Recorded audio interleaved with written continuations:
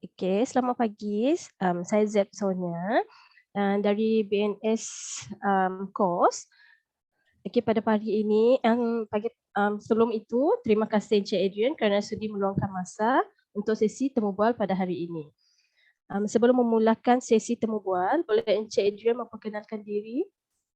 Ya, selamat pagi Cik Zeb.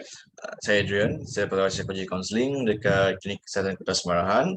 Ya, berkhidmat selama 2 tahun dan ya sampai hari ini masih lagi berada di setting klinik lah KK Kota Semarahan. Okey. Okey, saya ada beberapa soalan untuk Encik Adrian. Soalan pertama, apakah isu dan cabaran tentang kaunseling pelbagai budaya yang dihadapi oleh anda dalam sesi kaunseling? Okay, isu pelbagai budaya. Kalau kita cakap tentang multicultural lah pelbagai budaya, dia tidaklah macam mana? Tidaklah confine kepada culture budaya daripada segi kebudayaan, contoh Iban, Bidayuh, tak di-confine dari segi itu. Kita juga tengok kebudayaan dari segi sosioekonomi. Sosioekonomi contohnya ada yang berpendapatan tinggi, berpendapatan rendah, berpendapatan sederhana. Itu juga adalah budaya. Kita juga tengok kepada mereka yang tinggal di kampung dan tinggal di bandar. Jadi dekat Klinik Kesihatan Kota Semarahan, saya selalu cakap dengan saya punya colleagues dekat seluruh negeri, KK Kota Semarahan ni adalah satu KK yang unik, di mana dekat KK Kota Semarahan, dia punya coverage area ada setinggan, ada kampung, ada urban area, ada area berpendapatan tinggi, ada yang bekerja, tidak bekerja, semua ada dekat situ. Kerana dia betul-betul dekat tengah pemesatan pembangunan. Jadi isu yang saya hadapi dekat KK Kota Semarahan dan dekat tempat saya bekerja adalah of course dari segi komunikasi.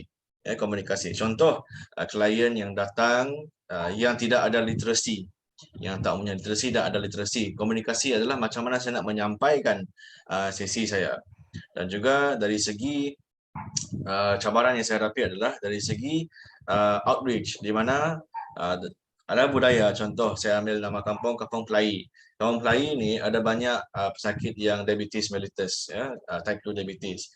Jadi kalau nak suruh mereka datang ke sesi kaunseling, mereka cakap, saya ni diabetik, kenapa saya perlu sihat? So that is dia punya health seeking behavior itu kurang. So cabaran saya dalam KK Kota Semarahan memang ada dua saja, iaitu dari segi komunikasi dan juga dari segi literasi, multicultural. Dan yang ketiga, yang terakhir adalah dari segi penerimaan. Kita ada banyak contoh yang bekerja, yang ada pekerjaan, mereka memang menerima sesi kaunseling. Mereka tahu apa fungsi seorang kaunselor, mereka tahu apa yang mereka perlu lakukan. Tapi kalau dari segi komuniti yang di luar bandar, yang tidak pernah, yang umur 60, umur 70, kalau dirujuk kepada kaunseling, soalnya mereka tidak tahu apa yang mereka nak buat, So this is the challenges dari segi cultural yang saya hadapi lah dekat KK Kota Semarahan. Okey, terima kasih. Okey, soalan kedua, bagaimana Encik Adrian menangani cabaran tersebut antara ketiga-tiga cabaran tersebut lah? Okey, ketiga cabaran tersebut, macam mana kita handle lah saya punya challenge adalah, satu, of course, kita sebagai counselor kena flexible. You have to be flexible. Kita kena speak the local dialect, local lingo kita cakap. Kita punya local, macam mana nak komunikasi dengan lokal. Contoh dengan orang yang berumur 60, kita tak boleh nak bercakap perkataan-perkataan yang bombastik. Contohnya, okey, ini kita punya borang persetujuan termaklum. Tak boleh. So we have to speak the local lingo supaya mereka faham. Dan juga macam mana kita nak tackle adalah we have to learn about their culture. Contoh kalau dalam sesi counselling dengan orang yang dari kampung-kampung, kita tak boleh cakap, okey, anda sekarang ada dalam sesi counselling, we need to do small talk dulu, iaitu building rapport. Building rapport supaya mereka faham kenapa mereka dirujuk dan faham apa peranan kita untuk membantu mereka. So in conclusion, macam mana saya handle is senang.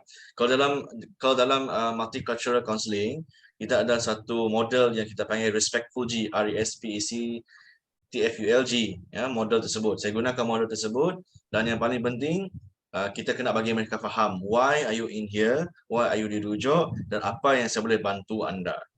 Itu yang then peranan kita sebagai kaunselor adalah kena be flexible in getting to know them, be flexible in getting to know the lingo, dan be flexible, tak boleh terlalu rigid. So because we are handling one person, dari sisi psikologi is one to many communication. So yang one itu kenalah be flexible. Tak boleh nak suruh many itu ikut one kena ikut many. So we have to be flexible lah dalam saya punya handle the challenges. Ini yang saya buatlah untuk macam mana saya handle challenge. Okay. Okay, satu lagi soalan. Saya just nak tahu pasal literasi. Boleh terangkan apakah maksud literasi?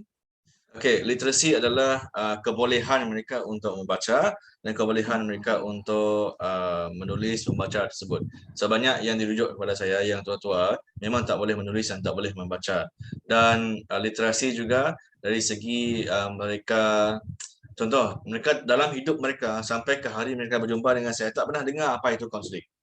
Ya, so literacy in knowledge juga kurang. Itu maksud literasi lah, kefahaman dan kepandaian dan kebolehan. Okay. Okey, terima kasih atas jawapan yang Encik Adrian sebentar tadi. Saya harap kita akan berjumpa atau berjumpa di lain masa. Untuk sisi kaunseling ini, saya ucapkan terima kasih kepada Encik Adrian kerana sudi luangkan masa. Okey. Thank you.